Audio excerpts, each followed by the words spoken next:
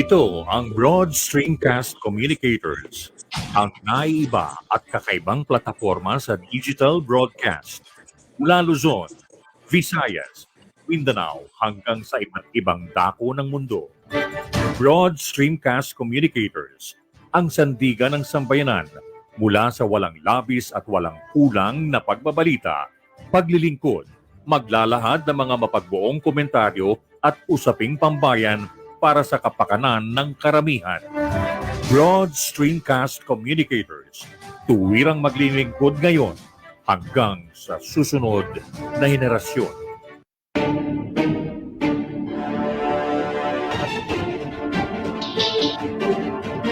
Ang sino mang lingkod bayan ay may tungkulin na pinanumpaan.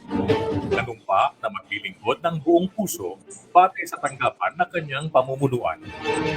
Bago ang lahat, mamamayan muna.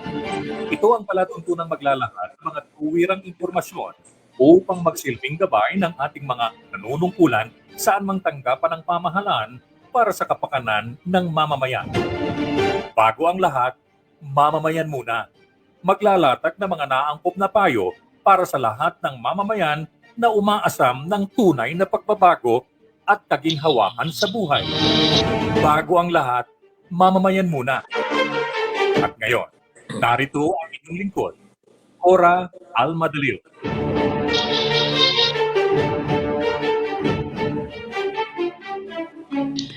Magandang hapon sa inyong lahat, sa ating sumusubaybay sa ating programa. Please like and share our live video on our FB page, Broad Streamcast Communicators. Follow me on Facebook at Corazon Alma de Leon, or you may contact me at 0918-912-3546. Ito po yung programang Bago ang Lahat, mamamayan muna, every Tuesday, Thursday, and Saturday from 5 p.m. to 6 p.m. I am not alone in this program. I have a co-host, si Dr. Raymond Arcega, at siya ang nagdadala ng mga nanonood dito sa mga colleges and universities. And of course, I'm equally very pleased na ang panauhin natin ay si Governor Ermelando Mandana from Batangas. At kaya ako natutuwa dahil naging consultant po ako sa DSWD Newton very recently, at ang pinag-usapan namin ay ang Mandanas Law. Kaya maging very substantive ang magiging usapan natin dito. But before that, we have a prayer which I'd like to read. Prayer for the nation.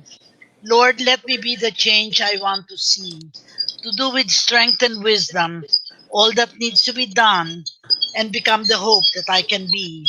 Set me free from my fears and hesitations. Grant me the courage and humility. Fill me with spirit to face the challenge and start the change I long to see.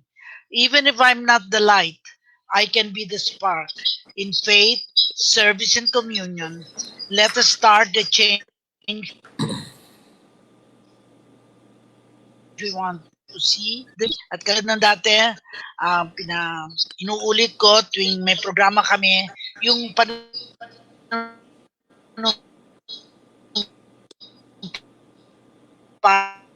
ako ay Pilipino, buong katapatang may dangal, katarungan at kalayaan na pinakikilos ng sambayan ng makadiyos, makakalikasan, makatao at makabansa. Panunumpa ng mga kawani ng gobyerno. Ako'y kawani ng gobyerno, tungkulin ko ang maglingkod ng tapat at mahusay. Dahil dito ako'y papasok ng maaga at magtatrabaho ng lampas sa takdang oras kung kinakailangan. Magsisilbi ako ng magalang at mabilis sa lahat ng nangangailangan. Pangangalagaan ko ang mga gamit, kasangkapan at iba pang pag-aari ng pamahalaan.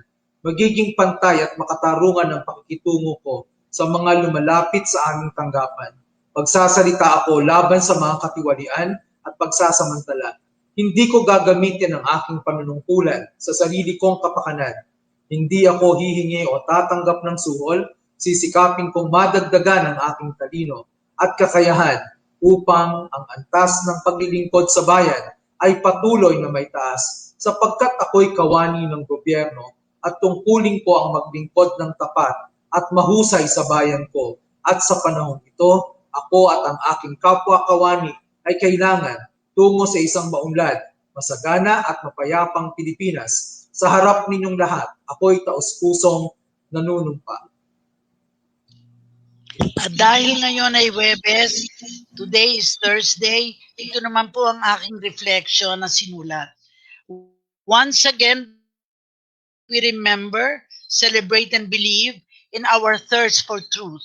For this, we search for truth tellers among our leaders at the national and local level. What we read, what we hear must of necessity have the truth we seek. Day in and day out in this pandemic, we need to know about the truth. How many have been infected? How many have had treatment? How many recovered?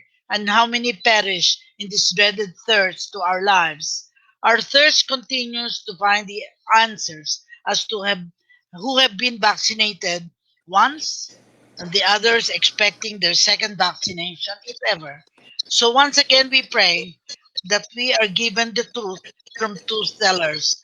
One truth teller is our guest today, our dating gobernador, na kongresista at ngayon ay gobernador ng Batangas. Kilalang-kilala po siya at I had the opportunity to meet with him when I was still a regional director ng DSWD at hanggang ako'y maging secretary.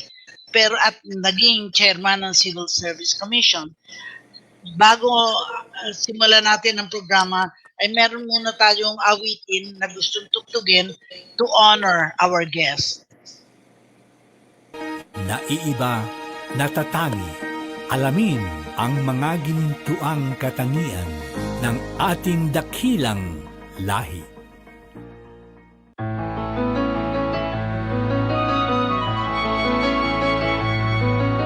Iba-ibang ating pinagmulahan, sa iisang bayan sinilangan.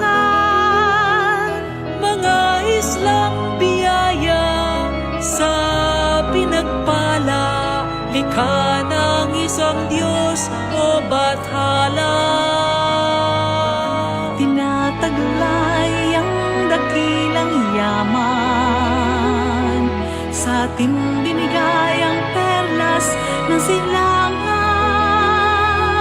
Gintong lupa't karagatan, kay gandang kalikasan, ito'y sasagipin pangangalagaan. Yan ang Pilipino, mapalad ang lahing ito, likas ang talino, kailangan ng mundo ang Pilipino. Mapagmahal ang lahi ko, may tapang malasakit, kaming mga Pilipino. Mapalad ang lahing ito, likas ang talino, payabunin natin to, ang Pilipino. Mapagmahal ang lahi ko, masipag malikhain, yan ang Pilipino.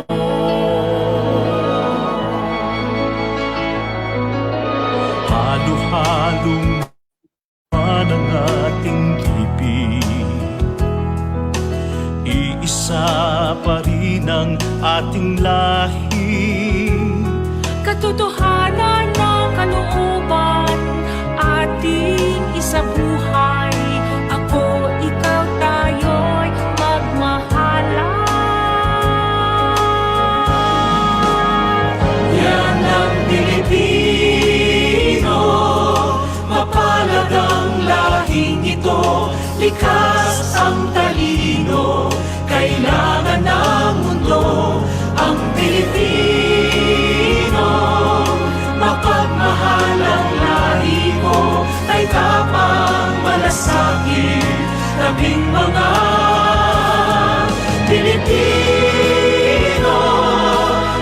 Mapalad ang lahing ito, likas ang talino, payapugin natin ko ang Pilipino.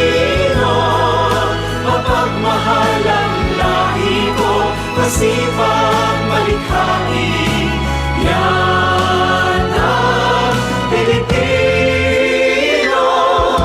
Mapalad ang lahing ito, likas ang talino, kailangan namin ito, ang Pilipino. Mapagmahal ang lahi ko, ay dapat malasakit, kaming mga Pilipino.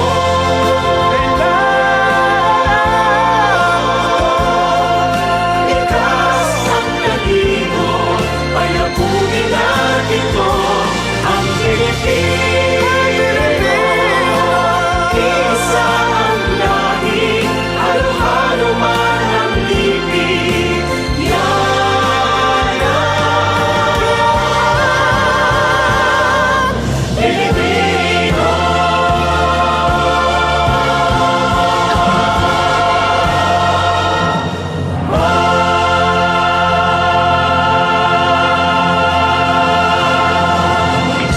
Maraming salamat kay Ginang Sonia Rocco for making this Yan ang Pilipino song available sa ating programa.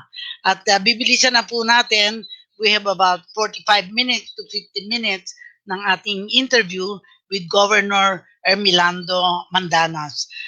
Unang-una, si Raymond ay talagang taga Batangas, Raymond, ano, di ba? But you live in Laguna. I would like you to shoot the first question, parang kaano ka kababayan.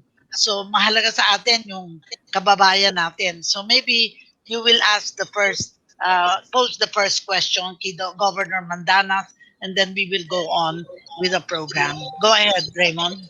Pakilala ka. Magandang hapon po, Governor. Isa pong malaking karangalan na makasama namin kayo ngayon. Bagamat ang batas na pag-uusapan po natin ay naganap nung kayo'y nasa Kongreso, ito pong batas na ito ay talagang magpapabago, no, ng buhay ng mga tao sa buong Pilipinas. Pero katulad po ng ginagawa namin, Governor, dito sa Bago ang Lahat Mamamayang Muna, gusto po namin muna kayong makilala ng ating mga tagapakinig. Maaari po ba kayo magpakilala, Governor? Saan po kayo pinanganak? Sino po ang inyong mga magulang? Saan po kayo nag-aaral? At ang ibang mga posisyon na hinawakan niyo po noon hanggang sa ngayon? Una akong nakakita ng liwanag sa ngayon ay Barangay Aplaya ng Bayan ng Bawan sa lalawigan ng Batangas. Ang aking mga magulang, ang aking ina, ay nagtuturo sa aming Aplaya Elementary School at ang aking namang ama ay nagtitinda doon sa talipapa ng aming barangay.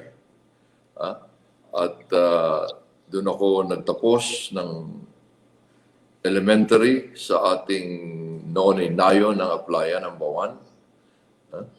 At kaparis ng iba, nung panahon namin, nakayapak lang kami at naglalakad. At ang bahay ay pawi din. At ito ang parang naging nagbukas ng ating kaisipan at nagpalakas ng ating kalooban na kailangan talagang paglingkuran pag tayo ay nabiyayaan. Ang aking ama naman ay nakapagtrabaho sa Philippine National Bank nung ako'y bata pa at umunlad kaya ako'y nakapag-aral sa lungsod ng Batangas kung saan ang mga Arsega ay kilalang kilala. Wow. At nakapunta ako sa Manila. Sa kauna-unahang pagkakataon, nakapag-aral ako doon. At dahil ako ang panganay, at ang sumunod sa akin ay malaki ang aming pagitan at nagpare, kaya't nagkaroon ng pagkakataon na makapagpa-enroll sa Lasal noon. Pero noon lang ako nakapagsuot ng kurbata at hindi ko alam ang mga lugar. Sa boarding house kami nakatira. Kaya tayo naman ipinagpala at tayo naging CPA, Certified Public Accountant, at naharap sa kung paano ang takbo ng mga negosyo at mga kumpanya dito sa ating bansa. Kaya nahikap ko sa aking pag-audit pasimula talaga apari hanggang hulo. Noon ay tahimik pa ang Mindanao. Kaya't pati sa mga logging companies na pupuntahan ko, kasulok-sulukan. At ito na at tayo umunlad at nakapagturo rin sa Lasal at naging chairman ng Department of Accountancy, naging dean, associate dean in charge ng mga senior at mga graduating students sa School of Commerce. At ganun din, nakuha ko ang master's ko hindi sa labas ng bayan, kundi sa ating pinagmamalaking University of the Philippines. At nakapagtrabaho sa mga bangko at nakapagtayo ng sariling kumpanya at may opisina sa iba't ibang bahagi ng mundo. Sa Hong Kong, sa Amerika, sa Europa, na naging representative tayo ng ex-embark ng. Subalit nakita ko nung ako'y nasa Hong Kong na noon nangyari ang malaking pagbabago dito sa atin at nakita natin na nangangailangan talaga na bumalik at tumulong na itaas ang antas ng buhay ng mga Pilipino. Tayo ay binayayaan at kailangan natin itong ibalik sa ating mga kababayan. Kaya tayo ay naglingkod sa ating pamahalaan. Tayo noong 1995 ay nahalal sa kauna-unahang kong posisyon bilang elected position, Governor ng Lalawigan ng Batangas. Doon ko naisip na una talaga maglingkod. Pero bago naman yun, naglingkod din tayo na hindi naman dito nung panahon sa human settlements dahil sa aking karanasan sa pagtatayo ng mga kumpanya, yung corporate arm ng dapat na ibinuo ko yun, nabuo ko yun ng mga 1 taon kalahati. Kasama na doon yung mga food terminal, nagtayo tayo noon at saka iba pang mga projects, mga pabahay program, kasama ako doon sa mga nung mag-organize ng mga pag-ibig program, housing, ng human settlements. Kaya yun ang mga nakaranasan natin bago tayo naging masabi natin governor ng Lalawigan ng Batangas. So, after 3 terms, pero nung una kong term pa lamang, ay nakita ko talaga ang kakulangan ng mabuting pamamahala na ikaunlad talaga ng ating mga mamamayan sa hindi pagsunod sa batas at sa mga palatuntunan ng ating saligang batas. One of the basic principle of our Constitution in order that we have a government that would really embody the ideals and aspirations of our people would really be yung ating local autonomy. The principle of subsidiarity na alam natin na yung national government, higher authority, ay maraming dapat gawin at magagawa. Subalit, marami rin mga bagay sa pagtulong sa ating mga kababayan na hindi kayang gawin ng national. kundi kailangan ang mga nagawa ay yung mga nanunungkulan na malapit sa tao. Yung mga local government. So, yun ang una kong, kaya nung pa mga ako'y governor, ay pinaglaban ko na itong patakaran na nasa konstitusyon naman at nasa local government code at iba pang na kailangan na bigyan ng kakayahan ang ating mga local government na gawin ang mga bagay, ang pagtulong na mas madali at mas mahusay na gawin ng mga mayors, mga governors, mga barangay. At ito nga ang nilalaman ng local government code. Subalit hindi ginagawa. So, pinaglaban ko ito. Ang una kong kasong nanalo sa Supreme Court ay nakita ko na yung kabahagi sa koleksyon ng national taxes ng ating pamahalaang nasyonal ay hindi ibinibigay na lahat. Una, binabawasan. Binabawasan talaga. So, naghabla ko noon, nanalo. Ito ay noong 2003 pa. Matagal ko ipinaglaban, pero noong bago ako natapos bilang governor, nanalo naman. Lahat na local governments nabigyan ng dagdag. Nung pumunta ako sa Congress, naka 3 terms din ako sa Congress, ay nakita ko naman na talagang hindi pa sapat, mali pa rin ang ipinagaganap. Bukod sa pinipigilan ng paglalabas ng lahat, yung automatic release, kulang pa rin. Hindi pa rin sinusunod ang batas. So, doon, naghabla uli ako. Yung una kong habla, walang sumama sa akin kahit isang local government.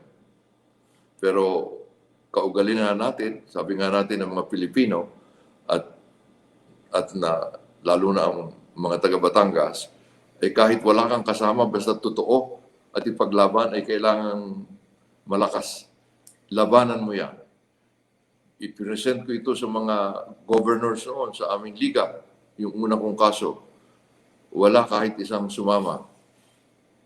At hindi daw kaya ang national government. Kaya solo ang lalawigan ng Batangas nung manalo.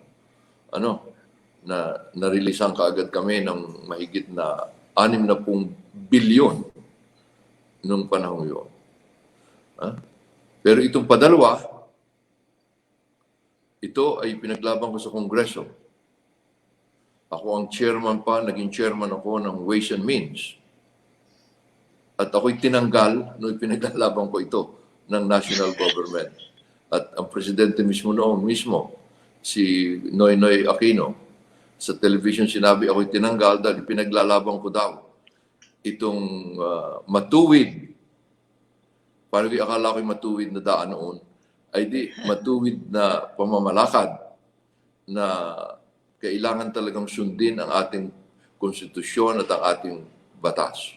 Dito naman, ay sinamahan ako nung aking dating kaeskwela sa Lasal, na naging governor din at naging congressman, si Governor Ted Garcia. So kami talaga ang dalawang naghabla. Ang aming habla, nauna lang ako, pero pinagsama kami ng Supreme Court dahil parang pareho din ang aming pinaglalaban. At siya, sa aking kaso, kasama ko rin ang isa pang taga Batangas, si John Malvar Villegas, na yun laban din, apo ni General Miguel Malvar. At may isang mayor na sumama, taga Batangas. Ganun lamang kami. Kami na lamang. Pero kaya ako'y tinanggal nung ako'y tinanggal dahil pinaglalaban ko sa Congress at saka sa mga legislative, executive council na member din ako, tinanggal ako ng chairman ng Ways and Means. Kaya dinala ko na sa Supreme Court. At matapos ang halos 6 na taon, nung actually April nitong 2019 naging talagang final and executory na. 2019 pa. Subalit ang administrasyong ito, ang kanila namang ginawa interpretation ay ipagaganap hindi kung kailan ito naging Batas. final and executory, kundi sa 2022 pa, sa isang taon pa. Kaya nagreklamo kami pero wala rin magawa at nagkataon pa na noong 2020, noong isang taon, ay pumasok ang COVID, ay di, kung sa kwan, hindi na muna natin inungkat dahil kailangan ang gustong mamuno ay ang national government. Pero ang ibig sabihin nito ay ang pagpapaganap nito ay pasisimulan dito sa 2022 pa. Ang executive order ay ginagawa pa hanggang ngayon at malapit nang ilabas. At ang ibig sabihin, kung ihahambing yung tinatanggap na kabahagi, halimbawa nung 2019, at ang tatanggapin dito sa 2022,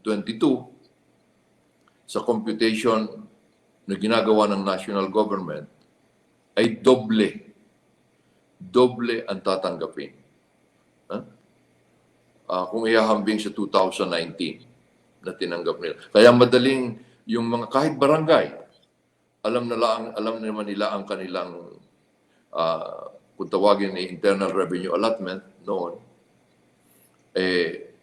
madodoble yon from 2019. Kung ihahambing naman sa 2020, ay di mga 50%. At kung ihahambing sa itong taong ito, ay 30%. Pero pasimula sa 2023, padoble ng padoble yan. Bakit? Dahil talagang maraming kailangan para talagang maipaabot at may pagganap ang pagtulong sa ating mga kababayan. Lalo na sa larangan ng kalusugan at lalo na rin sa ating social welfare na alam ng ating dating chairman, dating secretary ng DSWD na para matulungan talaga ay kailangan yung mga natulong ay malapit. Nandoon na ang pondo. Kaya nagkakagulo ngayon dito sa mga social amelioration. Dahil kahirap hindi alam kung sinong bibigyan. Pati naman sa lahat na tulong, pati pagtulong sa mga senior citizen, pagtulong sa mga PW, pati na yung pantulong sa pamilya, sa mga yung 4Ps. Hindi alam kung sino, nagiging politika tuloy ang mga pagpantulong. Samantalang kung alam niyo kung sino, ay ganoon ang mangyayari. Kaya ngayon, may ipagaganap na natin. Pero gusto ko lang sabihin, ito ay hindi pa sapat. Kaya itutuloy-tuloy pa rin. Subalit, meron pa tayong ibang laban kapares ng COVID. Kaya pinaubayan muna natin sa national government ang pagganap nito. Pero ito yung paglalaban natin na yung tama at wasto. Dahil kailangan talaga na mabilis. At ito naman ay nasa batas na. Pero yung mga naglilingkod, halimbawa sa barangay, ang mga allowances nila kaagad mai-increasean.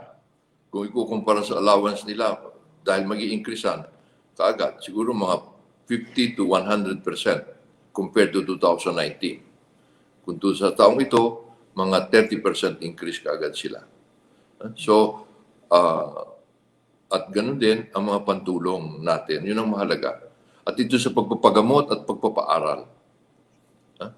Madadagdagan din manggagaling na ito ngayon sa pondo at hindi na dadaan sa Congress. Ano? Para yung toll bago makalampas, maraming toll gate. So, diretso na. Yun ang isa sa mga napakahalaga na pagbabago. Hindi na kailangan. So, ito, hindi na kailangan dumaan sa Congress noong unang kasong napanalunan ko noong 2003, 2004. Pero hindi rin pinagaganap. Kaya inulit-uli na huwag na itong dadaan sa Congress, yung kabahagi. At ito'y nasa batas, nasa Constitution, nasa Local Government Code, nandudun pa rin sa National Internal Revenue Code, narin na sa lahat ng batas. Na ito talaga ay ibigay at ang may kapangyarihan na tumulong ay hindi yung galing sa napakalayot na sa itaas, sa larangan ng social welfare. Hindi naman nila kilala sa national kung sino talaga ang PWD, kung sino ang mga senior, kung sino ang mga may sakit, kung sinong namatayan, kung sino ang talagang ganun din sa health, sa ating rural health, basic health. Ngayon, ipinag-uutos ng national na gumawa ng maraming isolation units ang mga local governments. Hindi pa naman ibinibigay yung pondo. Kaya ang lalawigan ng Batangas, di kami umutang na lang. Mabutit may programa naman, binuksan, national government, pwedeng umutang. Ang pambayad, di yung makukolekta sa national government. So, yun ngayon ang aking ginagawa, tinutulungan ko. Ang aming lalawigan, nakapagpadoble ng budget. Ngayon, taong ito. At sa susunod pang taon. Karamihan ay nasa larangan ng kalusugan dahil ng COVID. At sa social welfare. Dahil talagang kailangan. Marami ang nagugutom. Marami ang walang trabaho. Kulang sa gamot, kulang sa ospital. Kaya kami 2 bilyon ang aming tatapusin sa aming health. Ito lang ang taong ito. Pasimula naman ng isang taon. Dahil nagsimula na kami noon. At ang lahat ng government, pati yung mga maliliit na mga local government, magkakaroon din ng pondo. Magkakaroon din ng pondo. Governor, yan ang kailangan natin, yung mabilis yes. at effective at economical pa na pamamalakad. Governor, ang ganda ng inyong pinaliwanag. Actually, history ng yung pinalabas sa batas na ngayon na iniintay na nga ng ating DSWD sapagkat alam nila na kailangang ma-implement ng 2022. Kaya ito ay susubaybayan dahil sa totoo lang, election ho yung 2022. So we don't know who will be elected. Kaya kailangan maibahagi na kung ano ang expectation para kung yung mamumuno sa pamahalaan ay maliwanag sa kanya ang kanyang tungkulin at ang tungkulin ng mga local government. Sa totoo lang ho, I dream of the day na isang barangay chairman will rise up to the occasion and become a governor and become also a president in the future. But anyway, ang sa akin lang ho, ang tanong talaga napakalaking budget ang kakailanganin. Kaya sa inyo bang palagay, may kaya na ba ng LGUs yung to implement the devolved program? Kasi wala akong problema sa kaperahan. Kasi sabi nyo nga, doble, 50%, yung mga kailangan ng mga local government ng barangay at that level ay meron ng kapasidad. Pero yun naman ang comment nila, kaya ba daw ng ating gobyerno na ibigay yun sa local government? Siguro yung implementation schedule na problema ay mahalagang ma-discuss po natin how it can be. Kasi parang I agree with you parang unang-una mahalaga na ang pag-implement sa local level. Kasi sila nakakaalam kung sino ang talagang ano talaga ang pangangailangan. Pero at the same time, ang battle cry ngayon is that ano ang karapatan ng national government, ano karapatan ng local government. Maybe doon natin muna simulan yung capacity ng local government. Kasi sinasabi nila, naku, yung mga maliliit na local government, hindi nila kayang patakbuhin ito. Anong sa palagay nyo, Governor? Alam nyo, yan talaga ang laging sinasabi. Pares din sa corruption, na marami daw corruption din sa local government. Yun din, hindi marunong magpatakbo ang local government. Ayan, ihahambing natin talaga doon sa mag-asawa na yung anak ay magpapakasal na. Laging may problema ang mga magulang na ito baga mga ito ay kaya ganang mga ito talagang mabuhay na ng sarili nila. At laging gustong makialam. Pero dapat talaga una, iisipin nila dahil ang mga local government official malapit sa tao. Kaya ang magmo-monitor sa mga ito ay yun ang mismong mga tao.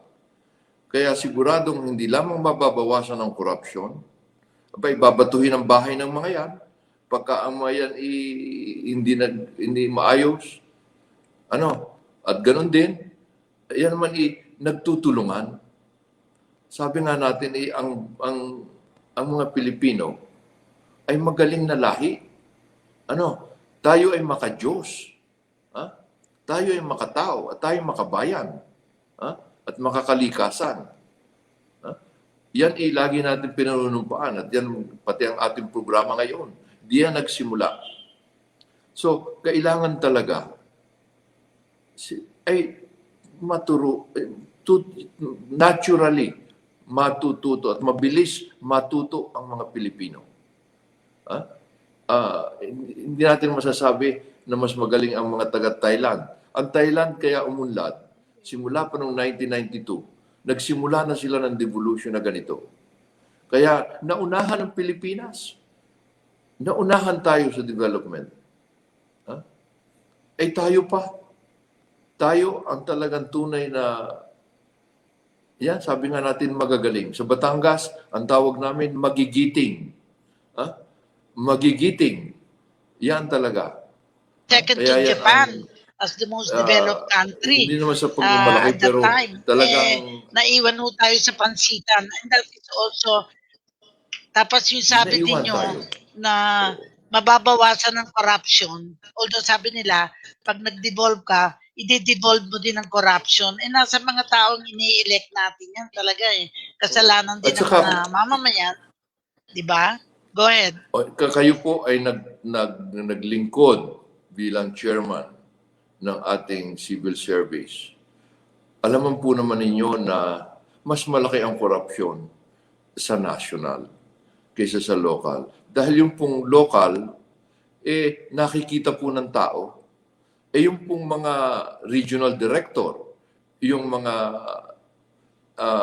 national leaders, hindi ho nakikita ng tao ang korupsyon Bihirang-bihira. Maper na lang, mabulgar talaga. Pero dito ho sa pag-corrupt ang kapitan, ang ating barangay chairman, alam mo ng lahat. Yes. Ganon din pag-corrupt ang mayor. Ganon din ang governor. Kaya alam ninyo yung mga namimili ng boto, yun ay corrupt. Yung mga may kabit, corrupt din ang mga yan. Yung mga magsusugal, walang choice, corrupt. Wala hong kwan. At ngayon ho, lalo't naghihirap tayo, ay ang ating mga kababayan ay alam ho na yan. Kaya ho, ako'y pasalamat sa aking mga magulang at iminulat agad sa akin yung sabi nga ako, mga katangian ng mga Pilipino, yung maka-Diyos, makatao, makabayan. At sa Batangas po naman, alam natin, diyan po nagmula ang ating saligang batas, kay Apolinario Mabini. Yan ho, kaya nga yung mga Kano ay laging sinasabi na yung mga colonizer natin ay paralytic. Hindi, yan ho ang balagang brains of yan ho ang utak. Ganun din ang tapang ni na Malvar. Ay ganun din ho kailangang ipaglaban ang totoo. Yun ang inyong sinasabi kanina. Dahil kung wala hong katotohanan, ay wala ho tayong katarungan. At pag wala ho tayong katarungan, ay lalo ho tayong magulo. There will be, if there is no justice, you will never have peace. And if you don't have peace, wala po tayong kaunlaran. Wala ho tayong development. And we have to start local, unang-una sa ating katawan, pagkatapos sa ating barangay, pagkatapos sa ating bayan. Hindi po maaaring, but lahat po ay nakatuntong kung anong totoo. Walang yung mga nanonood, nakikinig sa atin. Of course, si Mabel Roa, si Ambet Cayetano, si si Lian Adelan, of course, ang ating kaibigang Sonia Rocco, Sonia Manangan Munsod mula sa Milan, Flor de Lis Regalado Litana, si Jessica Agdanlat, si Winda Mendoza, si Rosalinda Sigasi, Leia Silianco. Raymond, baka meron kang gustong i-pursue kay Government Mandanas. Parang ang palagay ko hindi kaya ng isa lang interview. Baka we will have a second part para yung paglilinang tungkol dito. Go ahead, Raymond. Una, Secretary Cora, nag-enjoy ako dun sa mga impormasyong binigay ni Governor. Ito na po yung isa sa tunay na sagot na tutugon sa kahirapan ng mga tao. Kasi yung ating kinusulong Governor na Fed devolution, decentralization, ay mas magkakaroon po ng kabuluhan ngayon kasi kasabay nito ay ang pondo. So, tama po kayo. Kasi Governor ngayon, ang mga tao, lahat nagpupuntahan ng Maynila at ang problema ng Maynila ay dumadami at tumataas. Pero dahil po dun sa batas na inyong isinulong, pagamat sana na ipapanay na delay lang, anyway, ilang hakbang na lang po yun, Governor, ay dahil dito ay magkakaroon ng kakayanan ang mga local government, no? Na pabalikin ang kanilang mga kababayan na nagbigay na take ng risk na pumunta sa Maynila o kaya nagpunta pa sa ibang bansa. Yung sinasabi niyo po kasi kanina, Governor, imagine niyo Batangas po, 60 billion, no? Ang nadagdag noong 2003 kung hindi po ako nagkakamali sa sinabi niyo. Pero Governor, masundan ko lang. Sabi niyo nga, sabi ni Secretary Cora, yung corruption. Ang sagot niyo naman, tama naman po, di ba? Hindi naman ganun kasi depende sa local government yun eh. Kaysa lahat nakacentralize yung pondo sa national. Governor, paano po kaya naiiwasan naman ang corruption sa local government? Kasi po, Governor, napakaganda po ng legacy na ibinigay ninyo sa ngalan ng local government at sa Ligang Batas at sa ngalan ng sanggamukmok ng mga Pilipinong patuloy na naghihirap sa ngayon. Pero, Governor, hindi kasi naman pwede na mas malaki sa national ang corruption kaysa sa local. Parang kailangan talaga matanggal yan, Governor. Governor, may pag-asa pa po ba yan? Matanggal yung corruption sa gobyerno, hindi lang po sa local, kundi sa kabuuan.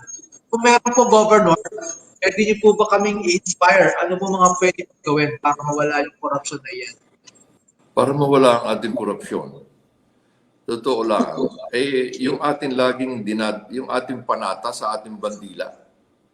Una, kailangan kang maging makadiyos dahil napakaraming bagay na hindi natin kayang gawin. Nakikita natin yung paglaban sa COVID. Yung paglaban sa korupsyon, yan mas malaking sakuna pagka tayo italamak sa korupsyon kaysa sa COVID, sa totoo lang. Kaya napakarami na magagawa natin kung tayo ay aasa at tayo na may tutulungan ng Panginoon.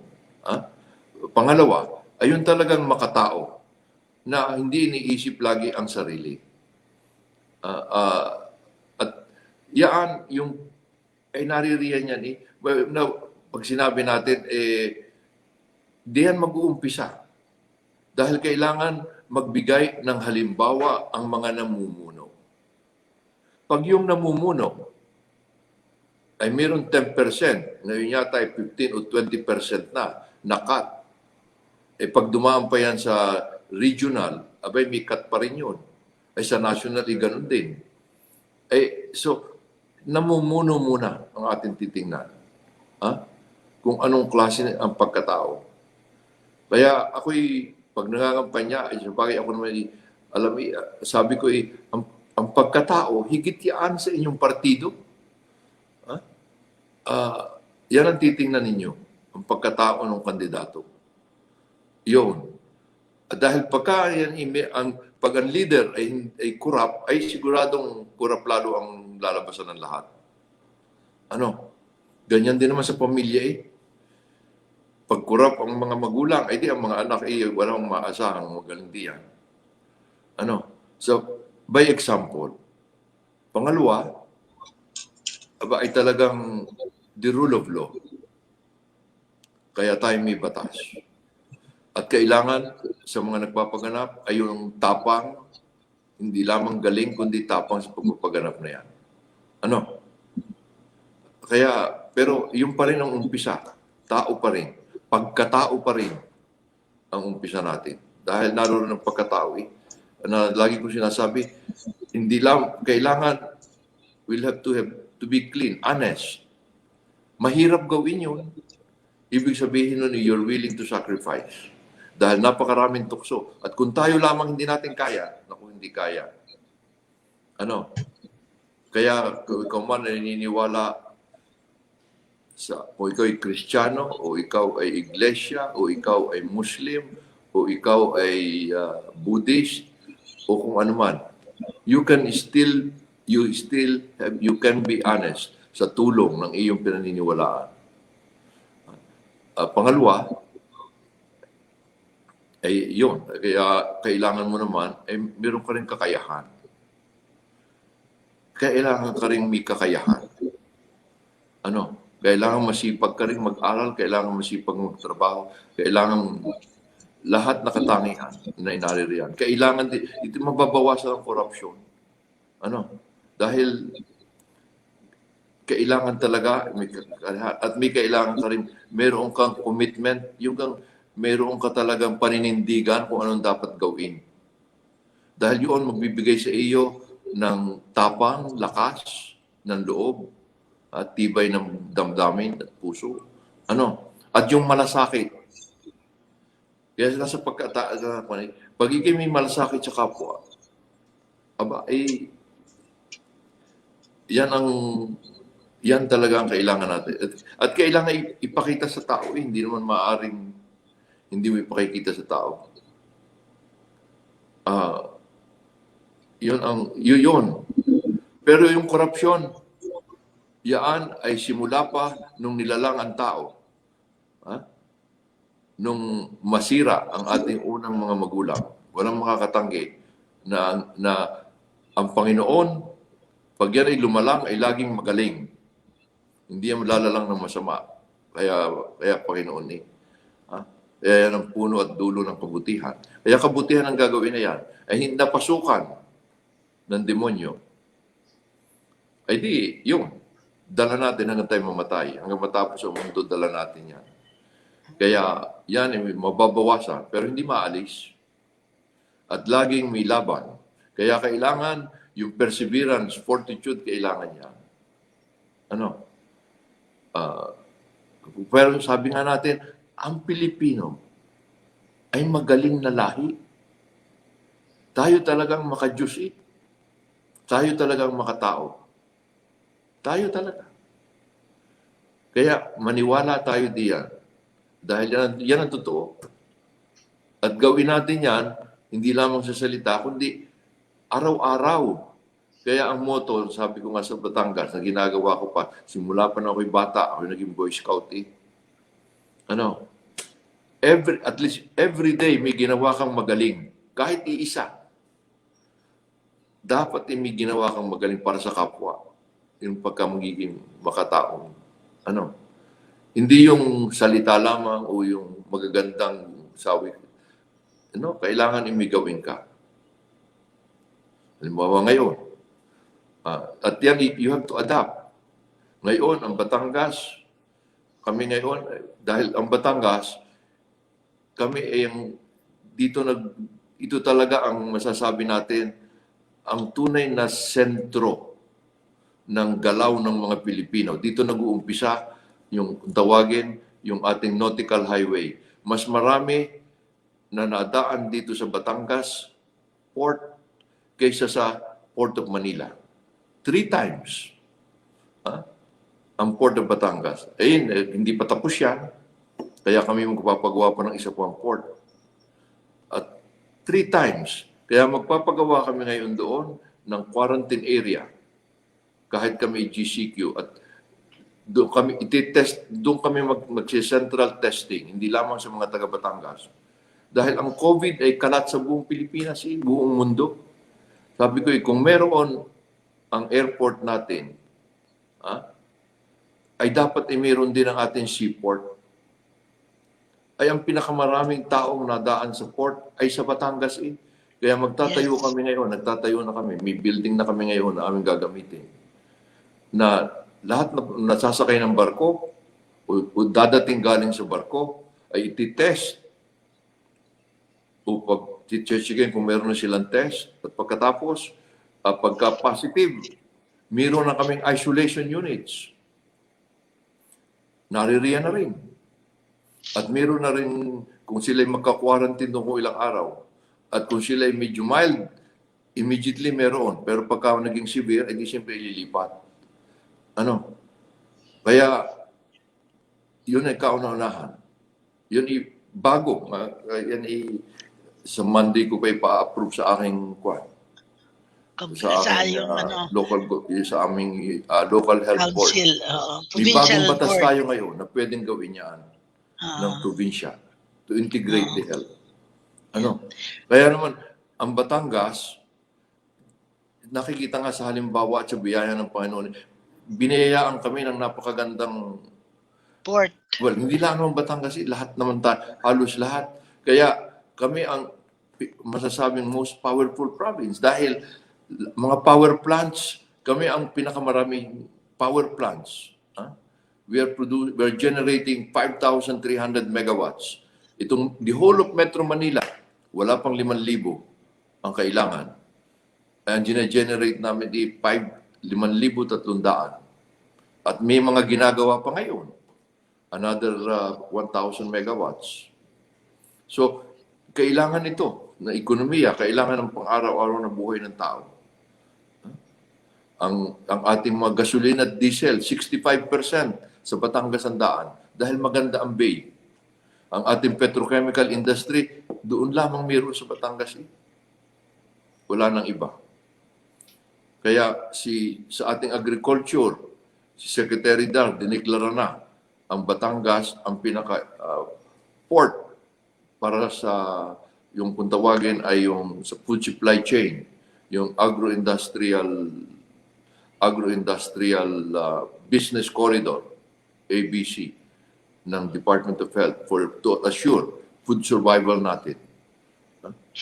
So, sa ngayon naman, Governor, magagawa ito ngayon ng lahat ng local government, pati barangay, because every barangay, every town, every municipality, every city, they have their own unique gifts and blessings. Number one, yung tao.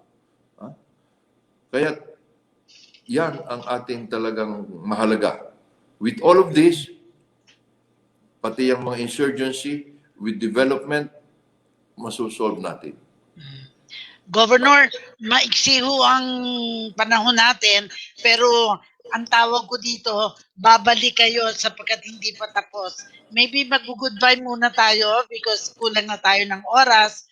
Dr. Raymond, ikaw muna mag-goodbye. Una, tigit sa lahat para sa ating mga kababayan na nakikinig ngayong hapon na ito. Dumating na po ang totoong pag-asa para sa ganon ay madala ang kaunlaran sa mga probinsya. Lalo tigit ho dun sa ating mga barangay officials, narinig natin kay Governor kanina na madadagdagan ng inyong mga sweldo. Matagal-tagal na rin po kasi na ang mga barangay officials ay nagtatrabaho ng sobrang dami pero kukunti po ang kanilang kabayaran sa pagod na kanilang ginagawa. At ito po ay magpapataas ng level para sa ating mga tagapakinig ng commitment ng ating mga opisyal sa barangay. Para po sa ating minamahal na gobernador, marami po salamat sa inyong tapang kita bilang gobernador at bilang isang mambabatas. Hindi po magaganap ang lahat ng ito kung hindi po kayo nanindigan hanggang sa Supreme Court kung ano ang dapat na implementasyon ng provision sa local government code. Isa po kayong karangalan ng Lasal na kung saan ay nalunsad para kayo maging CPA at University of the Philippines. At kayo po ay isang karangalan naming mga taga-Batangas. Patuloy po namin ipapagdasal ang kalusugan at sana po ay sa 2022, ito po nang maganap ang pinapangako natin sa ating mga kababayan. Mula po sa pamilya namin, sa namayapa ko pong lolo, si Akoy Arcega na nagsilbi po sa inyo, ang aking pong tiyuhin na naging Provincial Development Officer po, si Bensar, ang aking pong ama, si Sirio Dante at si Maria Lourdes. Sa amin pong lahat ay nagpapasalamat po kami sa inyo. Sa pagkakataong pinagkaloob nyo, ang aming pamilya ay nakapaglingkod po sa inyo. Maraming pong salamat, Governor Manday. Maraming salamat sa inyo. Dahil pababalikin natin siya, no? Iintay natin dahil talagang malalim ang ating tinalakay at malalim pa yung gusto natin pag-usapan. Pero ito yung poem na gusto kong basahin because it reflects kung ano yung simulain ni Governor. From Rabindranath Tagore when he wrote, "Where mind is without fear and head held high, where the world has not been broken to fragments by narrow domestic walls, where tireless striving stretch their arms towards perfection, where the mind is led forward to thee into ever-widening thought and action, into that heaven of freedom, my Father, let my country awake." At para kay Gobernador, yung message niya sa atin really is, I am only one, but I am one. I cannot do everything, but I can do something. And what I can do, I ought to do. And by the grace of God, I will do.